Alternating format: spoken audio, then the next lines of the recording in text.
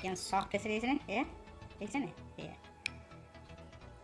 ইমান ছফ্ট চুজিৰ পৰা গোলাপ জামুন কেনেকৈ বনাব পাৰি তাকে দেখুৱাব খুজিছোঁ আজি ব'লক আহক চুজিৰ গোলাপ জামুনৰ কাৰণে আমি ল'ম হাফ কাপ চুজি মিহি চুজিটো ল'ব আৰু যদি আপোনাৰ তাত ডাঙৰ চুজিটো আছে সেইটো আপুনি পাউডাৰ কৰি ল'ব পাৰে মোৰ তাত মিহি চুজিটো আছিলে কাৰণে মিহিটোকে ল'লোঁ তাৰপিছত ল'ম হাফ কাপ যদি চুজি আপুনি গাখীৰ ল'ব 1 কাপ মানে আপুনি যদি জেনেৰেলি হাফ কাপ চুজিৰে 12-13টা লালমোহন বৰ ধুনীয়াকৈ হয় যদি আপুনি 1 কাপ চুজি লয় আপুনি গাখীৰ 2 কাপ ল'ব মুঠতে হ'ল আপোনাৰ অনুপাতটো চুজি আৰু গাখীৰ চুজি হ'ল 1 আৰু গাখীৰ হ'ল 2 1:2 তাৰ কাৰণে লাগিব অকণমান ইলাচি পাউডাৰ মই গুড়ি কৰি লৈছোঁ 1 টেবুল স্পুন ঘি তাৰপিছত লাগিব চুগাৰ আৰু পানী চুগাৰ চিৰাপটোৰ কাৰণে সেই একেই আপুনি যদি মই আচলতে 1.5 কাপ চুগাৰ দিম আপোনাৰ ভিডিঅ'টোত অকল 1 কাপ চুগাৰ দেখাইছোঁ 2 কাপ যদি 1.5 কাপ চুগাৰ লয় আপুনি 1.5 কাপ পানী ল'ব লাগিব আৰু যিটো আপুনি চেনি পানীটো বনাম যিটো চুগাৰ চিৰাপ বা চাচনি বুলি কয় সেই চুগাৰ চিৰাপটো আপোনাৰ 1টা 2টা সেইবোৰ একো কৰিব নালাগে অকণমান হাতত আঠা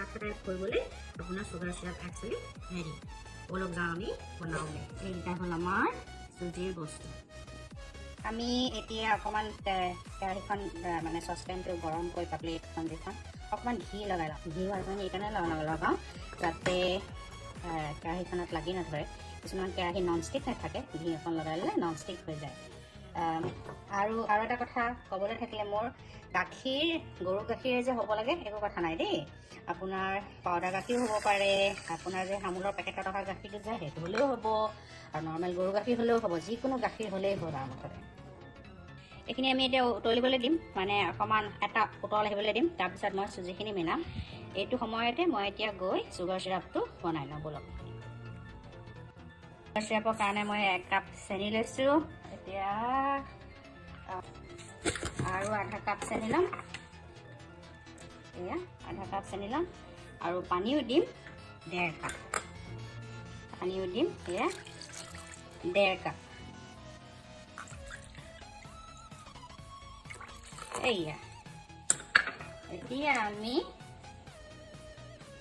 ভালকৈ মিক্স কৰি দিম চেনিখিনি এতিয়া অকণমান গোল খালে মই এয়া অকণমান কেশৰ দি দিম ইলাচিৰ গুড়া দি দিম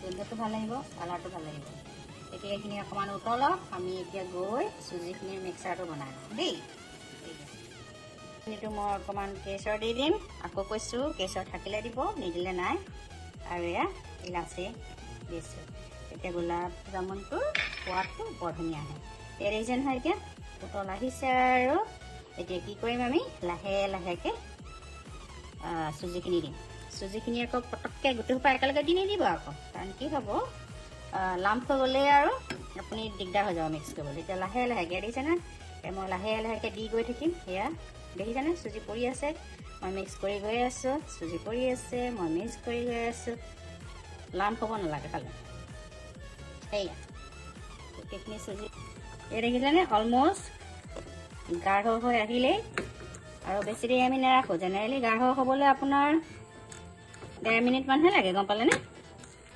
এয়া মই এতিয়া ভালকৈ মিশ্ৰণটো এতিয়া মিহি নিচিনা হৈছে দেখিছেনে এতিয়া অলমষ্ট ডান আমি তাৰপিছত ঠাণ্ডা হ'বলৈ দিম আৰু খুব ঠাণ্ডা হৈ যোৱাৰ পিছতো আমি নমঠোঁ এইটো অকণমান মানে হেৰি কুহুমীয়া ঠাণ্ডা হৈ থাকিব নহয় সেই কুহুমীয়া গৰমটোতে আমি আকৌ ভালকৈ ঘি দি মঠিম আমি এইখন ভালকৈ পেনখনত দি অলপ এনেকৈ বহলাই মেলি দিম যাতে সোনকালে ঠাণ্ডা হয় দেখিছেনে চুগাৰ চিৰাপখিনি বইল হৈছে আৰু চুগাৰ চিৰাপখিনি বনাবলৈ আপোনাৰ 4 মিনিট বা 5 মিনিটহে বইল কৰিব দেই তাৰপিছত আপোনাৰ চুগাৰ চিৰাপ ৰেডি দেখিছেনে এয়া এইটো মই কৈছোঁ এইটো টাৰ হ'বলৈ ৰখিব নালাগে জাষ্ট চুগাৰ চিৰাপৰ আঠা আঠা ভাৱটো আহিলেই এৰিছেনে আঠা আঠা ভাৱটো আহিছে দেখিছেনে সেইটো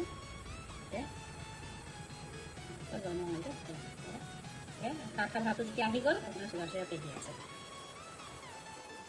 এয়া অকণমান গৰম ঠাণ্ডা হৈছে আৰু এয়া চুব পৰা হৈছে এয়া দেখিছেনে এতিয়া আমি ভালকৈ মিক্স কৰিম এইখিনি কিন্তু মঠিব লাগিব এটলিষ্ট এয়া ভালকৈ মিক্স কৰি এতিয়া আমি মঠিম আৰু সোডা দিম। সোডা দিলে কি হ'ব, ফুলিব, কিন্তু ইমান ইচি ক'ত আৰু ইমানকণতকৈ বেছি নিদিব কিন্তু সোডা দেই, নহ'লে ভাঙি থাকিব আকৌ।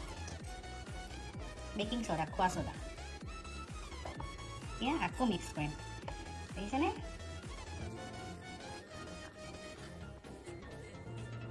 এতিয়া যেতিয়া দেখিলে আপোনাৰ এনেকৈ মাৰি মাৰি মাৰি মাৰি ইমান চফ্ট হৈছে, দেখিছেনে?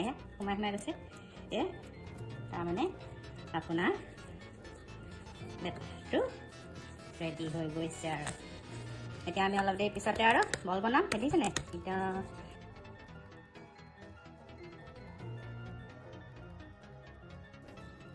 আপুনি যিমান চাইজটো আপোনাৰ নিজৰ ইচ্ছামতে বনাব। আৰু চাইজ আপুনি গোলো বনাব পাৰে, চমচম চাইজৰো বনাব পাৰে, যেনেকুৱাই বনাওক, দেখিছেনে? এতিয়া আমি দিম, আৰু মন কৰিব তেলখিনি খুব বেছিও গৰম হৈ থাকিব নালাগে হা, নহ'লে বাহিৰখিনি পটককৈ জ্বলি যাব।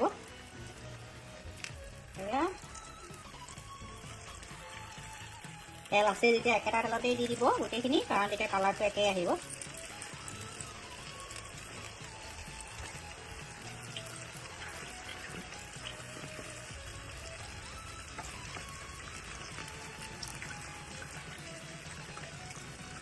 এতিয়া জুইটো একেবাৰে ল' টু মিডিয়াম কৰি দিম।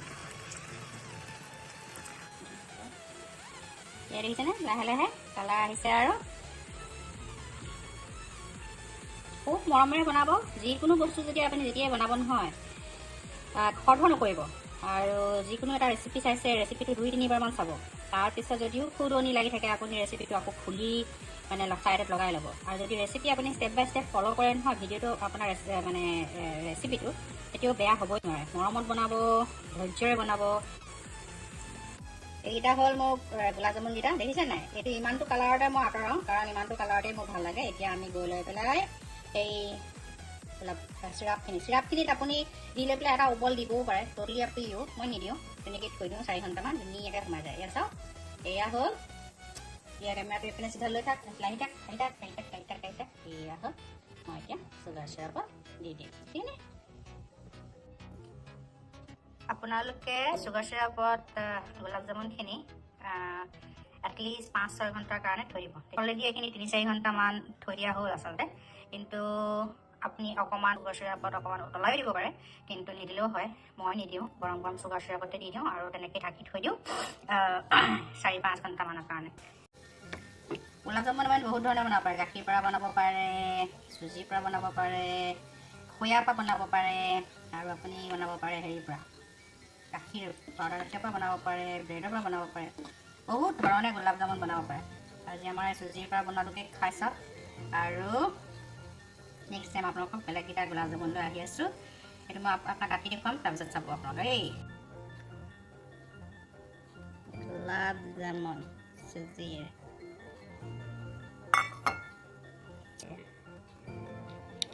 কিমান চফ্ট হৈছে, দেখিছেনে? দেখিছেনে? এয়া